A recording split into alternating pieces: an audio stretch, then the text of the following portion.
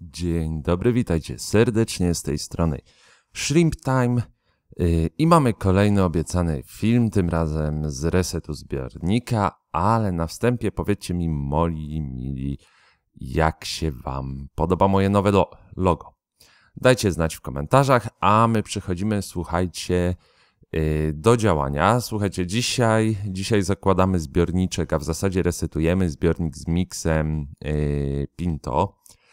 I zakładamy go na produktach SL Aquy, zgodnie z metodą SL Aquy, dokładnie tak jak sobie SL Aqua to opatrzyła i wymyśliła, że zakładać zbiornik. Tu słuchajcie, macie Magic Powder, produkt to są drożdże, a tu macie Purify i to są z kolei bakterie. Słuchajcie, cały zbiornik, jak widzicie, jest pomyślany na filtracji podżwirowej, w środku mamy świeżutką ceramikę Isty i to wszystko napędzać nam będzie Pad Mini, 25 litrów w zbiorniczku i w mojej ocenie taki setup, jak wam tutaj pokażę, będzie wystarczający, żeby sobie zacząć przygodę z krewetkariem i żeby nam to fajnie hulało. Dobra, co robimy? Ja z racji na to, że nie mam dociętego idealnie tego filtra podżwirowego, a też z przyczyn estetycznych, robię tak, że ceramiką sobie blokuję od boku wloty pod filtr, no i zaczynamy wysypywać podłoże generalnie na 25 litrów. Przy filtracji podżwirowej myślę, że z 3, max 4 litry podłoża to jest taka rozsądna ilość. Pamiętajcie, że jak używacie podżwirówkę, możecie użyć trochę grubszą warstwę podłoża. No, wynika to z tego, słuchajcie, że to podłoże będzie bardziej pracować, ono będzie bardziej obciążone. Jak widzicie, ja tutaj takie profesjonalne narzędzie akwarystyczne posiadam, żeby je jakoś równać i żeby je rozkładać. I co robimy dalej? Zgodnie z tą metodą na podłoże, na taką pierwszą warstwę mamy wysypać nasze drożdże. Ja szczerze mówiąc, jak mi się sypnęło, tak sypię, starałem się tego dość dużo tutaj zaaplikować w podłoże. Na czym, słuchajcie, generalnie ta metoda polega? Ja ją tak na mój chłopski, że tak powiem, rozum rozbiłem na czynniki pierwsze i spróbuję wam to opisać. Generalnie ideą tego całego procesu jest to, żeby możliwie szerokie życie w akwarium wprowadzić.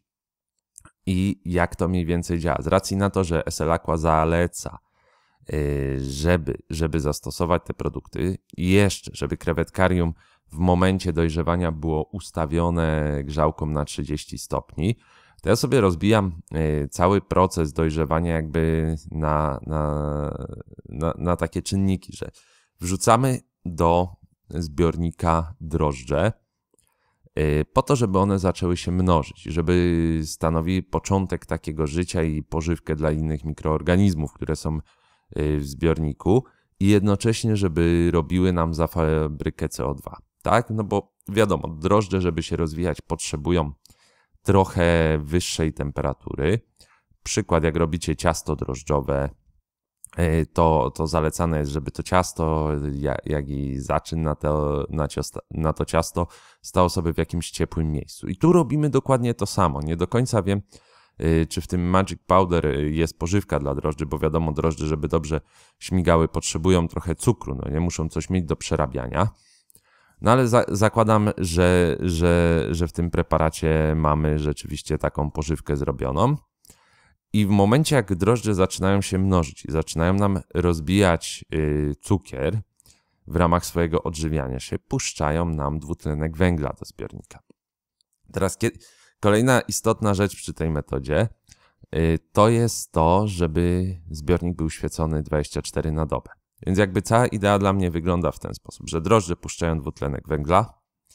Jak pójdzie nam dwutlenek węgla do zbiornika i będziemy mieli dużo światła, rozpoczyna się proces mnożenia glonów. I te glony dla mnie mają jakby dwa zadania. Pierwsze zadanie to jest wyciągać związki azotu i fosforu właśnie nam z tego zbiornika, które będą rozkładane przez bakterie dodawane do początku zbiornika. No bo całe procesy, że tak powiem, denitryfikacji i tak dalej, no to muszę wam chyba oddzielny film na ten temat zrobić, no ale generalnie to jest tak, że amoniak jest rozbijany na NO2 i to przez jeden rodzaj bakterii, drugi rodzaj bakterii rozbija NO2 na NO3, tak? A NO3 z kolei, jak dobrze wiecie, jest taką formą, w której rośliny potrafią pobierać sobie azot jako związki odżywcze. Czyli cała idea tego procesu polega na tym, że po prostu sobie budujemy możliwie szeroką możliwość. No, budujemy możliwość odżywiania glonów i jednocześnie mnożymy te glony. I te glony nam wyciągają NO3, mają nam ten zbiornik oczyścić, a jednocześnie też zakładam, że jakąś pożywką dla bakterii też mogą być. Natomiast drugi cel glonów, i to będę wam bardzo fajnie chciał zrobić na filmie, to jest stanowienie pożywienia dla krewetek, tak? W momencie, jak wrzucimy do takiego zaglonionego zbiornika, który zobaczycie sobie na końcu filmu, krewetki, to one zaczną wcinać nam te glony, tak? I bardzo fajnie jest to naturalny pokarm dla krewetek, z którym one sobie super radzą. Wracając do metody. W momencie, jak zasypiemy podłoże, zasypiemy ten proszek, te nasze drożdże, zalewamy sobie zbiornik, ale wodą RO. Nie mineralizujemy jej. Tu jest kolejne w mojej ocenie założenie, że ta woda ma pewne rzeczy, które zapewne są w podłożu, wyciągnąć jeszcze z tego podłoża, no bo jak zalejemy RO, no to ona będzie wyciągać rzeczy z podłoża. I pierwszy etap to jest zalanie tak, żeby nasze podłoże zostało przykryte taką ilością zbiorniczka i taki zbiorniczek, po tym jak dodamy bakterie, taki zbiorniczek sobie zostawiamy, żeby on na spokojnie sobie dojrzewał 1 do 2 dni. To nie? Zakładam, że to jest jakby kolejna rzecz, że te drożdże, to życie, które tutaj wpuszczamy na początek funkcjonowania zbiornika, ma mieć czas, żeby się osiedlić, zakorzenić w podłożu, ewentualnie w naszej filtracji i żeby drożdże gdzieś tam rozpoczęły swoje wczesne działanie. No i my tutaj chlapiemy naszego Purify'a też od SL Aquy.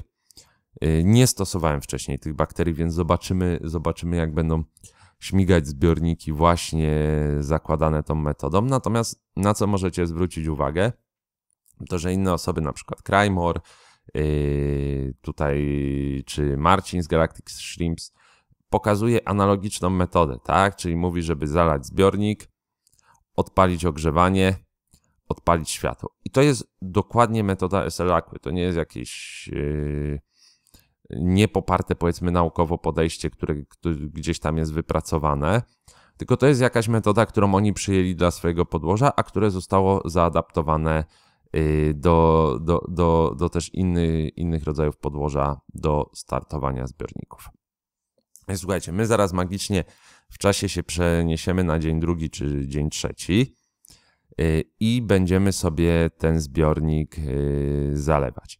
Co jest ważne, słuchajcie, ważne jest, jak to zalewacie. No, myślę, że warto tak zrobić, jakiś talerz sobie podłożyć, czy tego typu rzecz, tylko i wyłącznie po to, żeby tego podłoża nie zburzyć. Ja gdzieś tam mam jakieś, powiedzmy, założenie, że skoro producent wpadł na taki pomysł, że i mamy to robić warstwowo, mamy część tego życia schować w podłoże, no to jak już robimy taką metodą, to zróbmy ją do końca. Tu oczywiście macie przyspieszony proces zalewania, żeście 10 minut nie oglądali, jak ja zbiornik zalewam. Odnośnie tego zbiornika mam do was prośbę, ponieważ tu będzie jeszcze druga część filmu, gdzie wam już pokażę etap wpuszczania krewetek, ale mam do was prośbę. Dajcie mi znać, jakie krewetki chcielibyście, żeby w tym zbiorniku wylądowały. Jestem ciekawy, jeżeli coś fajnego wymyślicie, ja postaram się to ściągnąć albo przerzucę od siebie, no nie o ile takie krewety mam. Dajcie znać w komentarzu, to spróbujemy to wrzucić, jeżeli coś fajnego wymyślicie.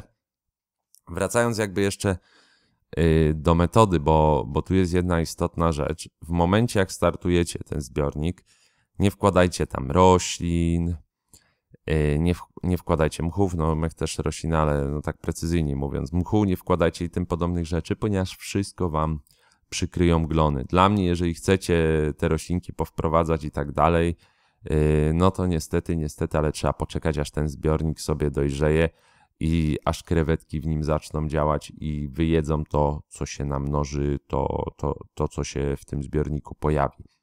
Bo dopiero jakby po tym będziecie mieli to bezpieczeństwo, że nie będziecie mieli roślin w mchach i w tym podobnych rzeczach.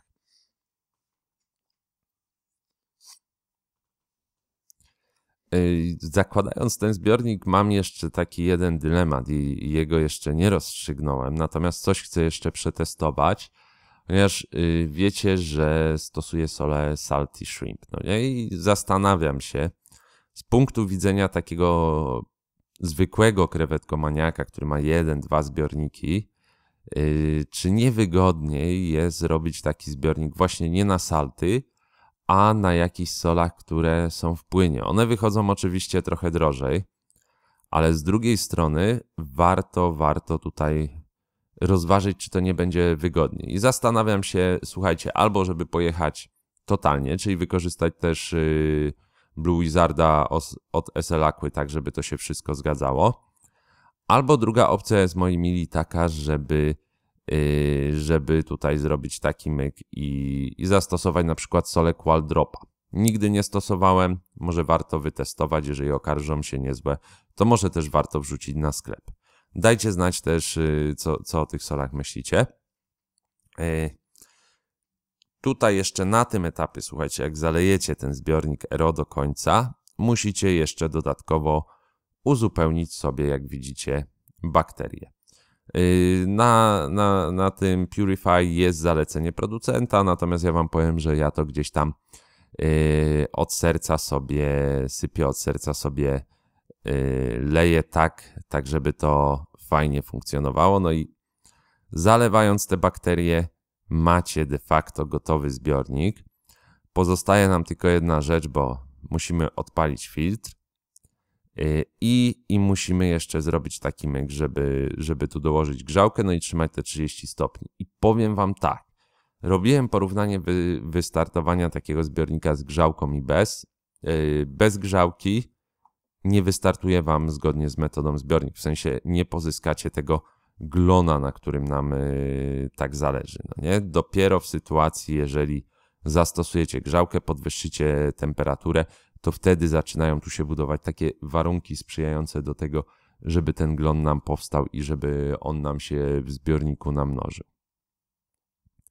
Jak widzicie, tutaj jakaś grzałeczka właśnie wchodzi do zbiorniczka i ona sobie zacznie działać. Oczywiście w momencie, jak już wpuszczacie krewetki, grzałka jest wyjmowana, temperatura ma nam się wynormalizować i dopiero na etapie wpuszczenia krewetek robicie podmiankę tam powiedzmy 50, 70, 80%, ja raczej będę trochę większą robił, czyli coś koło 70-80% i mineralizujecie ten zbiornik zgodnie z parametrami. A to jest zbiorniczek, słuchajcie, po 2 tygodniach. Tak to mniej więcej wygląda. Mam nadzieję, że film wam się podobał, że jesteście z niego zadowoleni. Dajcie znać w komentarzu. Trzymajcie się. No i oczywiście do następnego filmu. Cześć.